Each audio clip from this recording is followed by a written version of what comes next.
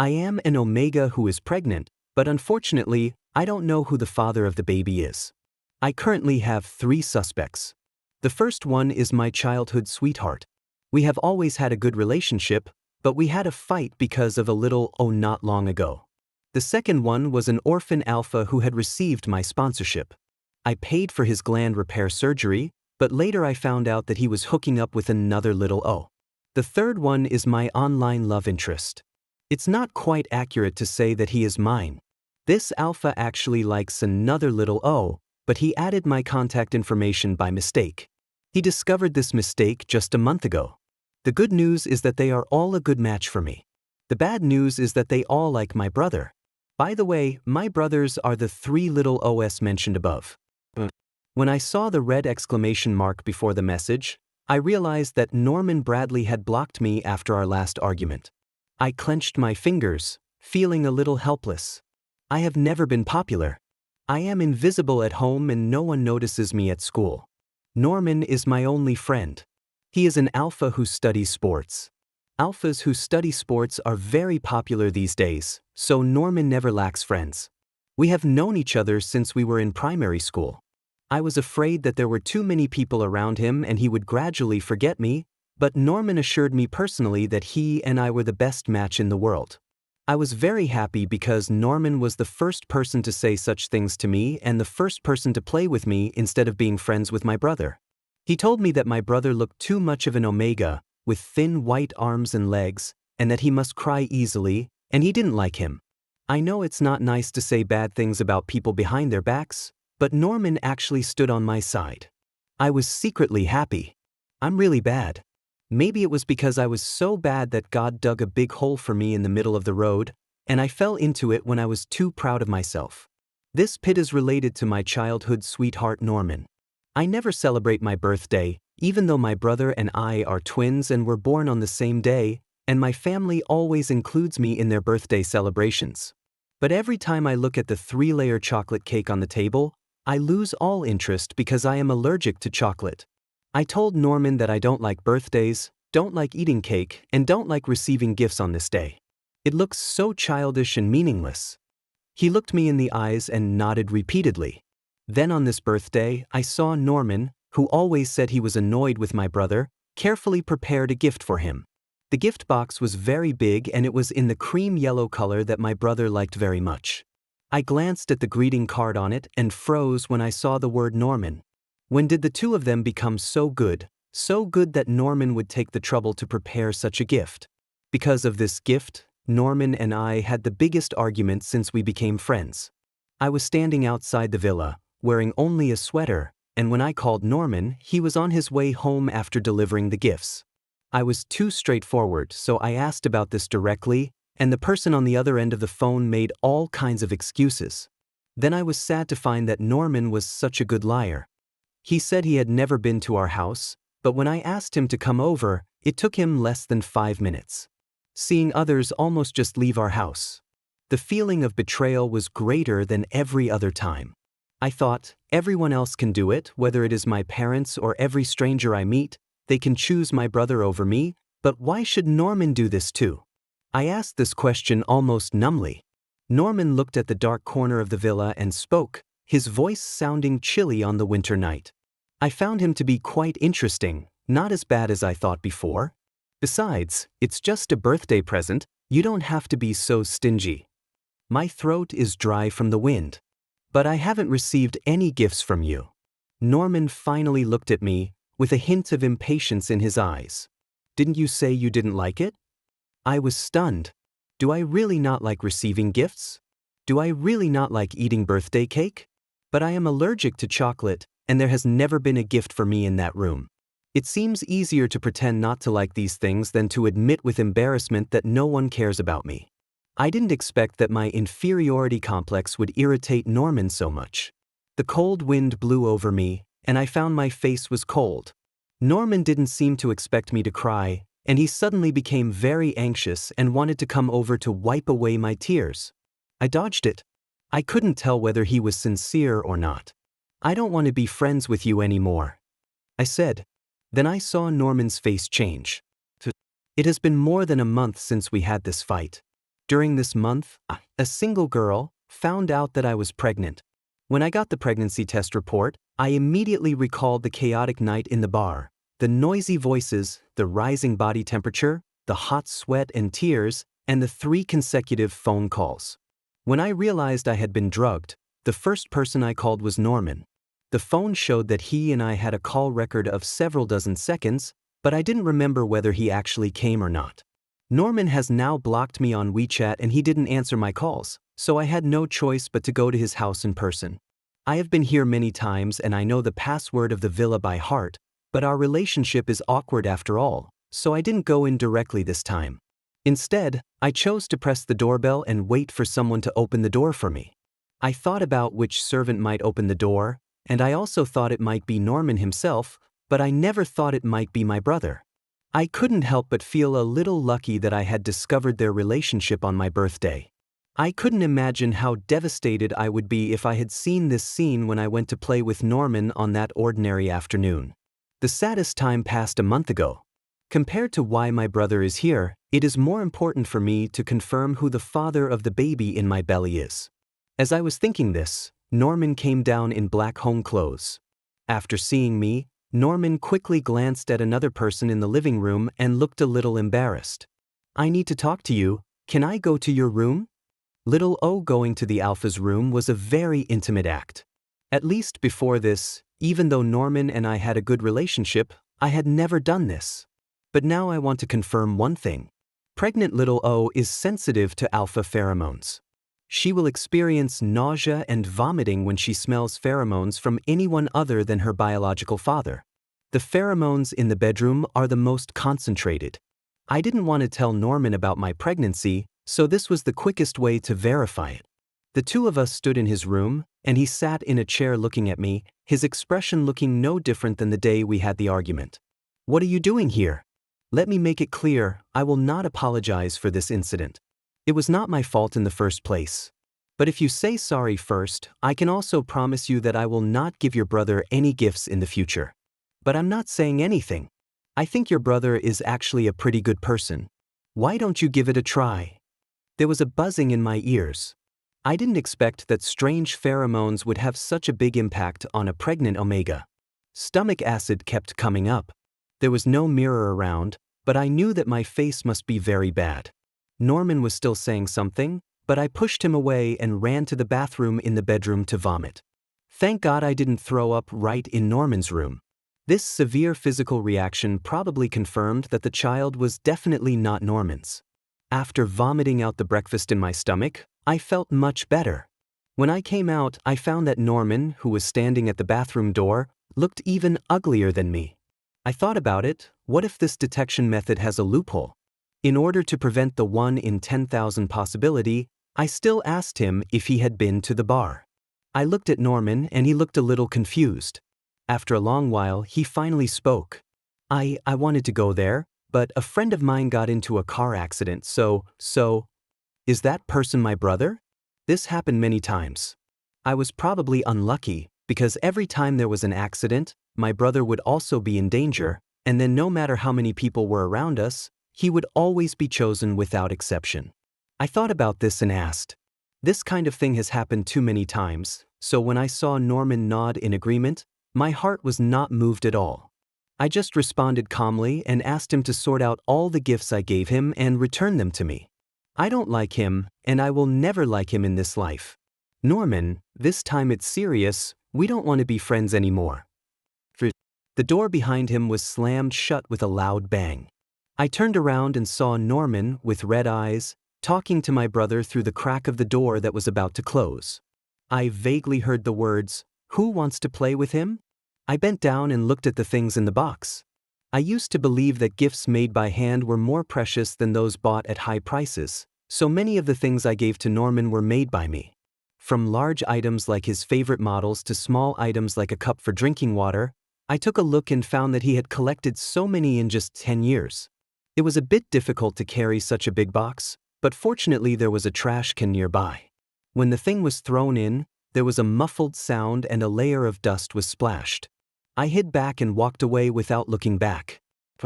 A few messages popped up on my phone. I opened them and saw that they were information sent by the beta in the two-person study group. I thanked him and opened the call log on my phone. The second person I called that night was Franklin Hicks, the alpha I had once funded.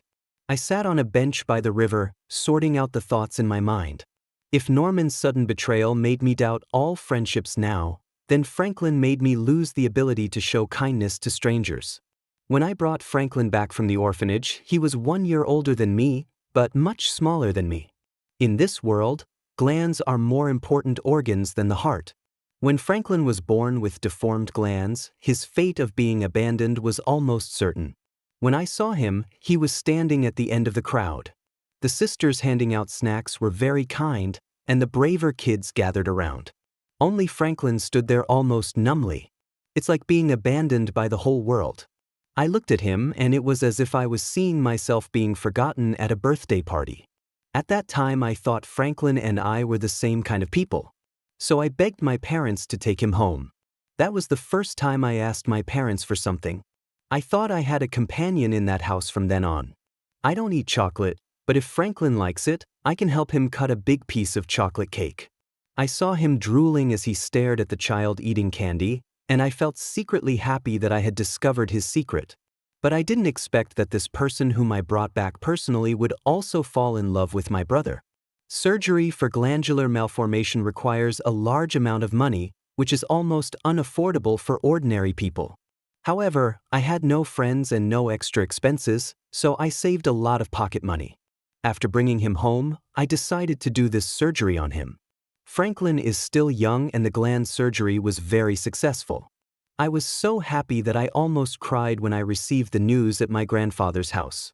But when I couldn't wait to rush home, I saw that withdrawn and taciturn man in the garden, holding my brother's hand, lowering his head, and letting him check his glands. "My glands are healed, will you like me?" This sentence would appear in my nightmares for a long time. I would always dream that the people around me ran to my brother, and I would follow them, running until I was exhausted, but I would only hear them saying this sentence to my brother. I looked at the number that belonged to Franklin. After I caught him confessing his love to my brother, I never spoke to him again.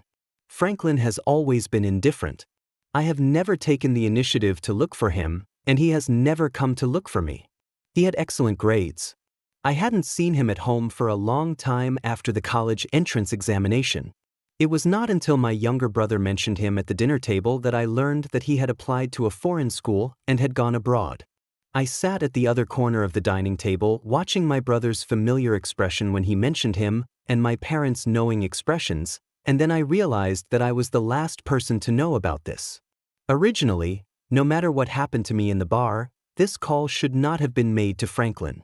But unfortunately, my brother returned home a week before his birthday, and even more unfortunately, I received a call from him during those days. Franklin's voice sounded different from before. At first I didn't recognize who was on the other end until Franklin introduced himself. He still doesn't talk much like before. When he calls me, he just asks me what my brother likes and what gift would be suitable. This phone call left me speechless. Living under the same roof as him, I don't believe that Franklin, who is as sensitive as he is, can't see that I dislike my so-called brother. He couldn't get any useful advice from me. There was silence on both ends of the phone for a long time. Finally, I took the initiative to end the call. After looking at the phone screen for a long time, I finally didn't add a note to this unfamiliar number. Originally, this was just an ordinary call, but I didn't expect that when I was drunk and my glands were heating up and I called for help, I accidentally touched the number of Franklin, who I had called recently. Thinking of this, I felt a little embarrassed. I hesitated for a long time when I wanted to ask him out, but in the end I didn't make the call. I didn't expect to see Franklin again at home. After returning to China this time, he no longer lived in my house. I heard that he bought another house. I don't know what Franklin has been doing abroad in recent years, but he seems to be living well. I hated Franklin who betrayed me when I was a child, but if you ask me if I could go back in time, would I still take him out of the orphanage, I can't bear to say no. I thought this as I sat across from Franklin. Maybe it's because money keeps people going, I can't find any trace of the old Franklin anymore, and this discovery makes me even more embarrassed when facing him.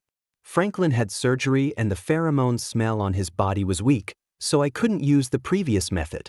After hesitating for a while, I wanted to ask about the bar, but Franklin, who usually doesn't talk much, now chatted with me in a disjointed manner. I wanted to ask, but I couldn't find the right opportunity. When I reacted again, the clock on the wall showed 10 o'clock. The reaction of pregnancy made me very sleepy. I didn't even know when I fell asleep until I was awakened by the sound of a door closing. When I sat up from the sofa, the blanket covering me slipped off. Probably because it was taken away by someone, there was still a trace of pheromone on the corners of the blanket. I could smell that it belonged to Franklin. He was no longer sitting on the sofa opposite me, and I turned to look at the door. My younger brother, who had just come back from outside, was standing at the door and acting coquettishly towards Franklin. "Where did you buy the brownies you brought me earlier? They were so delicious, Franklin. Can you give me the address? I'll buy them myself. I promise I'll only eat them once a month. I'll go buy it. The line at that store is very long." "Franklin, you're so nice." I heard Franklin laugh a little. A shadow fell over my head, and the person who was just at the door walked up to me. "Do you want one? I'll bring one for you too. I remember when we cut the chocolate cake, you always served a big piece." Franklin had a smile on his face, as if he had thought of something. He turned the order form over to show me, and the brownies on it did look good, so I thought if I wasn't allergic, I might actually give it a try. But now, I can only shake my head at Franklin regretfully. "Those cakes on the plate are not for me. I thought you would like them, so I cut a big piece each time. But I never had the chance to give it to you." At first, I wasn't sure whether Franklin would like it, so I didn't dare to give it to him. Later, when Franklin and my brother became closer, it was never my turn to send the kids off. Hearing this, Franklin looked stunned, but I ignored him and walked around him and went upstairs. 7. Among the 3 people, Franklin is excluded. When he showed me the cake order just now, the time on it was the same day when I had the accident. Not to mention that the cake shop is far away from the bar and it takes a long time to get there. Based on my relationship with Franklin, he would definitely choose my brother over me. This is a no-brainer. I simply drew out Franklin. Now only Vernon Long is left of the 3. Will this child be his? Before I had time to think about it, my cell phone rang. It was rare for someone to call me, so I looked at the unfamiliar number and thought for a moment. Don't know. But I still answered it. As soon as the person on the other end started talking, I recognized it as the beta. The group assignment was due next weekend, and he asked me to meet him in a few days to chat. I thought about it and discussed a time with him. The phone was hung up and the room was silent again. I planned to ask Vernon out to discuss the child before completing the group assignment. Whether or not to keep the child is not a decision I can make alone. But the meeting with Vernon did not go smoothly. Although among these 3 people, the only one I have now is his WeChat contact information, I sent him messages for several days in a row but did not receive any reply. It wasn't until I brought up the VoicePrint necklace that I told Vernon I wanted to give it back to him. Finally, they responded to my message. We met in a coffee shop where there were not many people. I arrived a little early and Vernon wasn't here yet. The box containing the necklace hurt my palm in my pocket. To this day, I can't remember from which sentence Vernon and I became acquainted. At first, he was just a stranger who suddenly added me and lay quietly in my contacts. When I was almost forgetting him, he said good morning to me. Later, we slowly started to share various things in life. He didn't say much, but he replied seriously to every message I sent. On New Year's Eve, when I was about to wish him Happy New Year, I accidentally sent out the voice message that I had intended to transcribe into text. By the time I realized it, the time to withdraw it had already passed. A few days later, I received the necklace he sent me. Vernon told me that this VoicePrint necklace was made from the voice message I sent him that day. He made it with his own hands. It was horrible. My hands were shaking as I held the necklace. I had only once mentioned to Vernon that I liked things made by hand, and he actually remembered. This inexplicable person who was added to me seemed like a beautiful dream specially prepared for me. I closed my eyes tightly and didn't dare to wake up. So after finding out that Vernon had only added me because of mistaken identity, I made the despicable choice to pretend that I knew nothing. Pretending not to know that the person he met at the school gate was actually my younger brother. Pretending not to know that the first person he fell in love with was my younger brother. Pretend that everything he does now is because of me, not my brother. But God will punish every child who tells a lie. When I saw Vernon chatting with my brother at the birthday party, I knew that I could no longer hide anything from Vernon. He walked past me with his younger brother, with a cold look on his face, without even looking at me. The ceramic cups collided, making a crisp sound. I woke up from my memories and found that Vernon had arrived at some point. We had only chatted online before and had never met in real life. At first we were not familiar with each other, but later I didn't dare to do it after I knew the truth. I opened my mouth but didn't know what to say, so I took the box out of my pocket and placed it in front of him. Sorry. I subconsciously snapped my fingers hidden under the table. Besides sorry, don't you have anything else to say? I wasted so much time chatting with a liar, and you think a simple apology can solve the problem? My lips turned pale and I suddenly looked up at the person opposite me. Vernon's eyes were filled with emotions I couldn't understand. I turned my head away from his gaze, wondering whether I should tell him that I was pregnant. But my collar was suddenly lifted up. Vernon grabbed the collar of my sweater across the table. She had worn this dress for a long time, and now that Vernon had pulled it like this, her collarbone and the back of her neck were completely exposed. Do you know what you look like now? I felt Vernon's fingertips rubbing my glands hard. There was no tingling sensation, just the nervousness of an omega facing a powerful alpha. My glands even started to hurt from his action. My abdomen also began to tighten. I struggled, and the people in the store were attracted by the movement between the two of us. The waiter in the distance was running over here. I am pregnant. It could be yours, I said with my eyes closed. Vernon didn't let go of me. Maybe?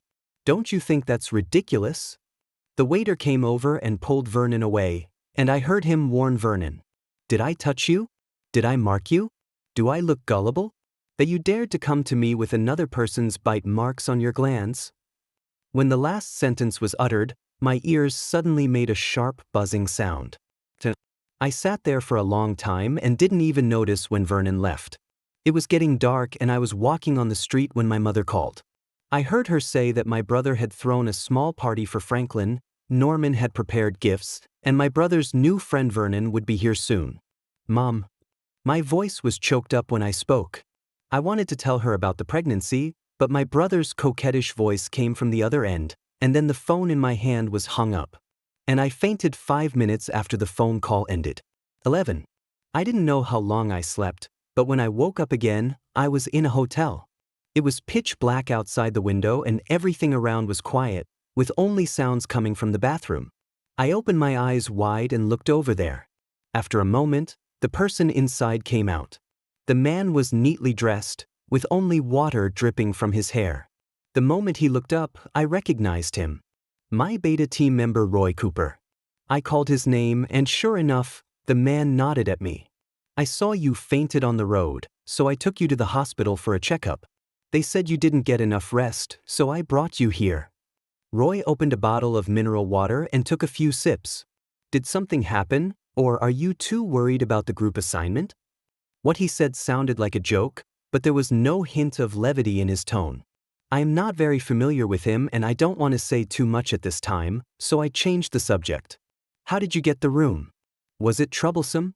According to the regulations, whether little O is checking into a hotel with an alpha or a beta, he or she must submit documents proving their relationship.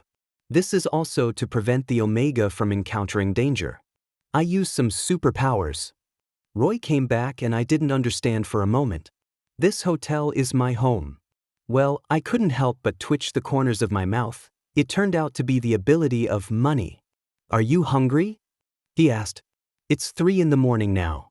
I ordered food and it should be here soon. You can eat something later and then go back to sleep. I sat up and he helped me adjust the pillow in a very natural manner. I smelled the faint scent of pine after the snow on him and my eyes swept over his half-wet hair. It should be the smell of shampoo. It smells nice. Roy's order was very light, and I ate almost the most I had in the past few days. After dinner, he did not leave, but sat down on the sofa next to me. I wanted him to leave first, but in the dim light, he fell asleep before I could say anything. I was here for 3 days, and Roy occasionally came to talk to me about the group assignment. On the 4th day, we completed the group assignment smoothly. I gave him the room fee for those few days and left. The most desperate moment for me was when I learned from Vernon that the child had nothing to do with him.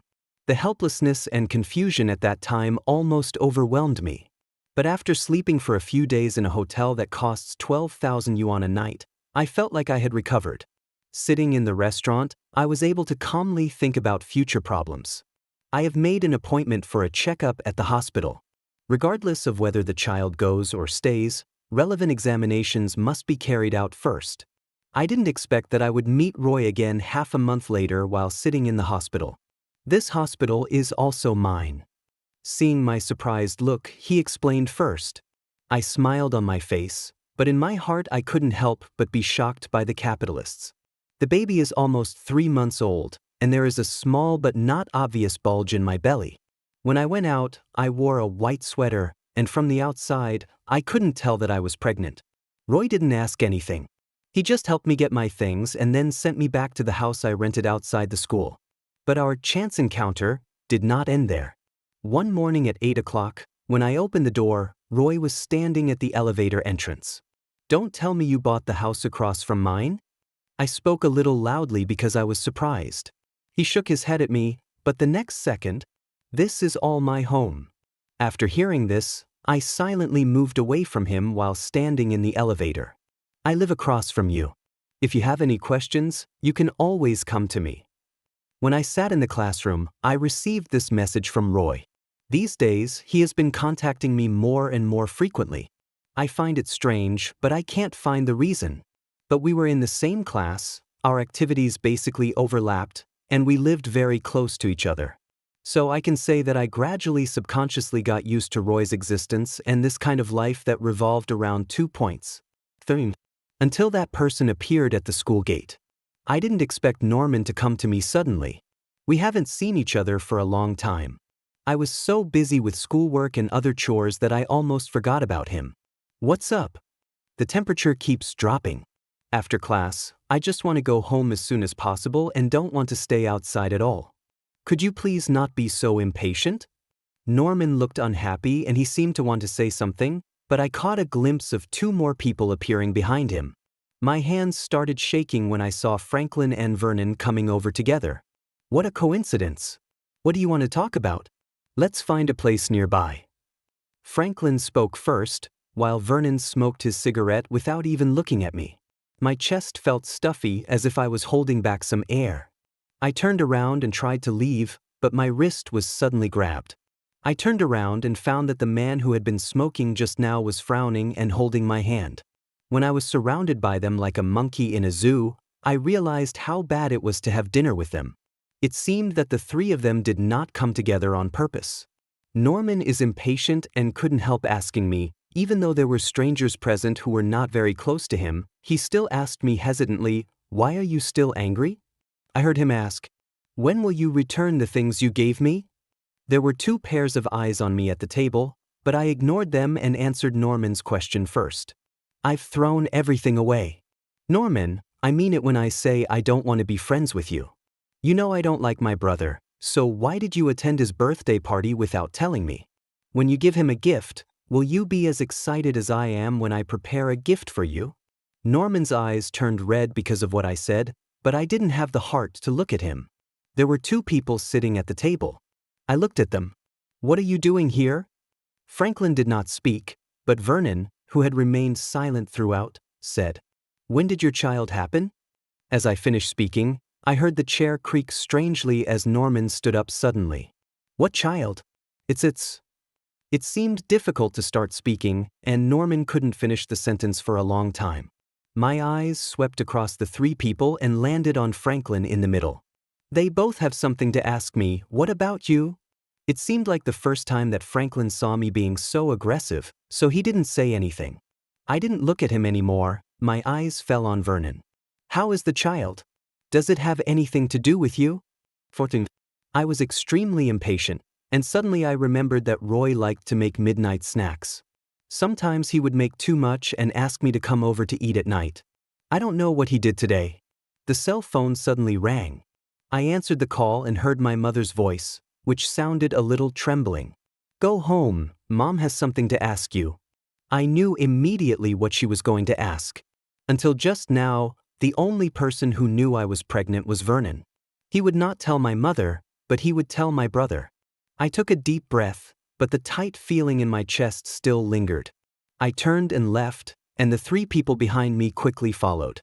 Norman's face turned pale and he wanted to ask me something, but I slowed down and moved further away from him. Vernon was still choking on what I had just said and now said nothing more. But Franklin came over to me. "I still remember when I first came home, you didn't like to talk much, but you were very shy and well-behaved." He didn't finish his words, but I knew what Franklin meant. He wanted to know why I became like this. I stopped and looked at him, and the question that had been lingering in my mind was finally asked by me at this moment. I also want to ask why the person I brought back from the orphanage, the one I spent all my pocket money on to treat his illness, suddenly confessed to my brother. "Franklin, do you know why?" I stared at those eyes carefully, trying to find the lonely figure standing in the orphanage. "You said the money for the surgery was yours?" Franklin's face turned pale. "I thought it was." Even the dumbest person would know what was going on. I didn't bother to look at Franklin and just walked forward. 15. The house was quiet, with broken pieces of porcelain scattered on the floor. The servants were picking them up carefully with their heads down. I saw my mother sitting on the sofa, holding her chest and breathing heavily, my brother leaning next to her, and my father sitting opposite her. As soon as I opened my mouth to call out "Mom," the cup thrown by my father hit my forehead. There was blood flowing, and for a moment, everything I saw turned red. My mother came over and I saw that her eyes were also red. I don't know if it was because I couldn't see clearly or if she was really crying. "Mother." I want to hold her hand. My head feels a little dizzy. But my hand was dodged. The three people who came back with me stood behind me. Norman came over to support me, and Franklin seemed to be whispering to persuade my mother. But all I heard was my mother's still trembling voice. "How could you do such a thing? Mom knows that I sometimes ignore you, but I always thought you were a good child. Do you know how sad I was when your brother told me that you were pregnant?" My mother's sobs were heard in the room.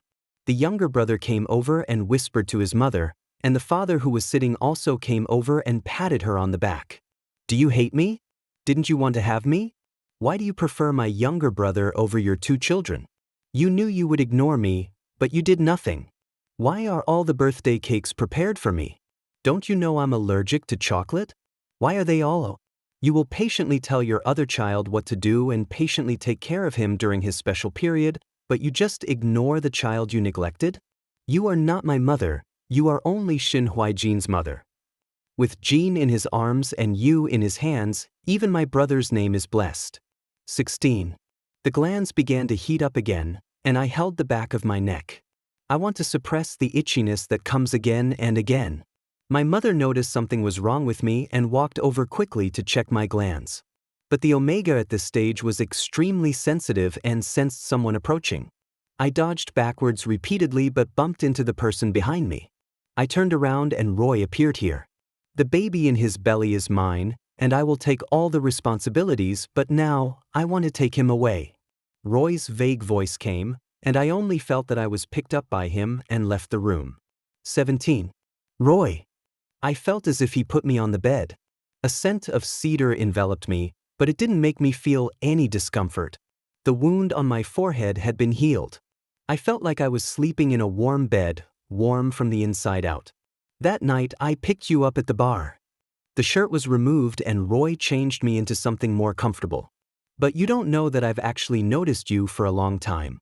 I noticed you since the beginning of freshman year when you accidentally mistook me for your friend. Even this time, I deliberately put us together." Roy bit my ear and spoke. His voice was inexplicably hoarse, and I felt half of my body numb when I heard it. "That night at the bar, I was planning to take you straight to the hospital, but I didn't expect your pheromones to have such a big effect on me. Almost instantly, people lose their minds. When I woke up the next morning, I went to buy you breakfast, but when I came back I found that you were gone. Roy originally wanted to take it step by step, but the emergence of this incident almost disrupted all his plans. When he was about to clarify what happened that night, he picked up the unconscious person. It was also at that time that the hospital told Roy that the little O he brought was pregnant. Afraid that little O would not accept him and worried that something might happen to him, Roy appeared almost coincidentally wherever little O appeared. Aren't you a beta? Tears welled up in the corners of my eyes. As soon as he finished speaking, a stronger smell of cedar came over.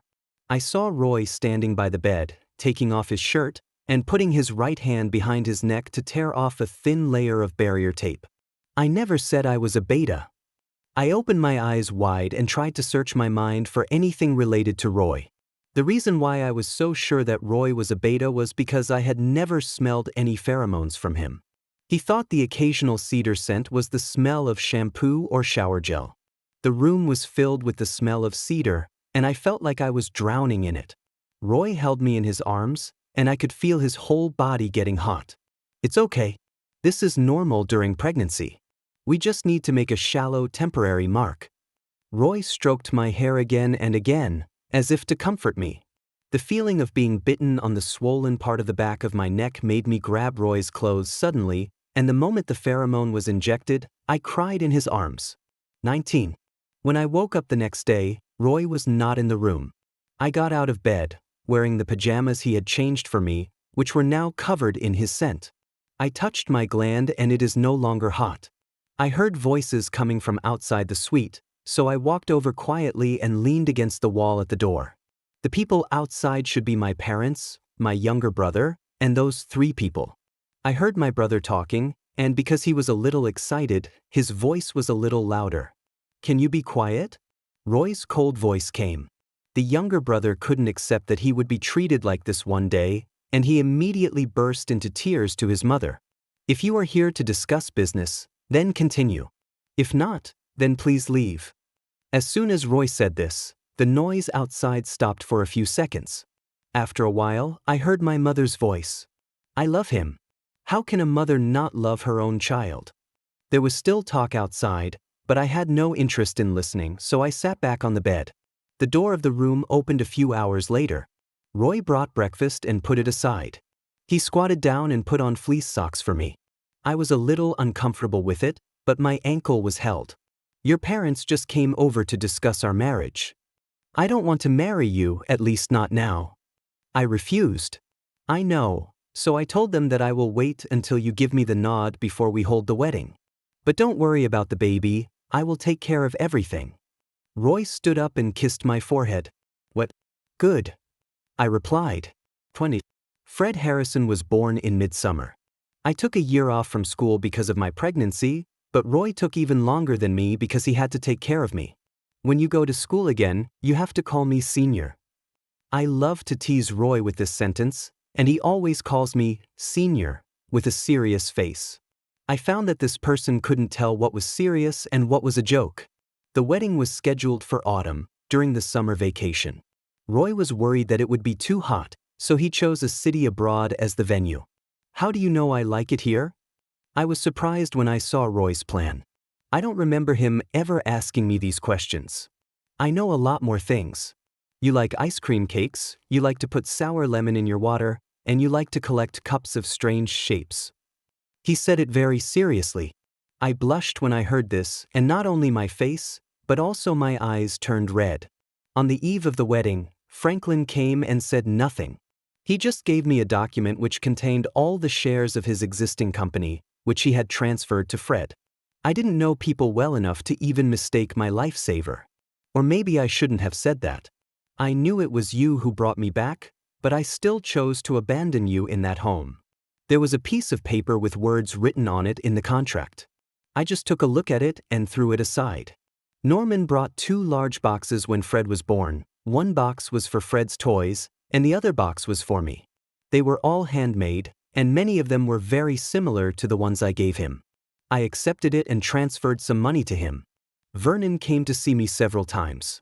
The last time, he successfully stopped Roy. I heard him say that when they met for the last time, He actually wanted to acknowledge the child. Roy, who was sitting across from him, looked at Vernon in a very strange way, and later I heard him swear for the first time. My parents would call me from time to time, and often asked me to go home, but probably because they had too many things to do, this matter was always put off again and again. It was not until my younger brother was found out by the school that he had hired a ghostwriter for his graduation thesis that they came to deal with it, and we met from a distance. 21. Why were you able to get here so quickly when something happened to me at home? Many years later, I couldn't help it and finally asked Roy this question. The person lying next to me seemed to be thinking for a long time, so long that I began to have a bad feeling in my heart. Oh, because the villa of yours is also mine. Roy,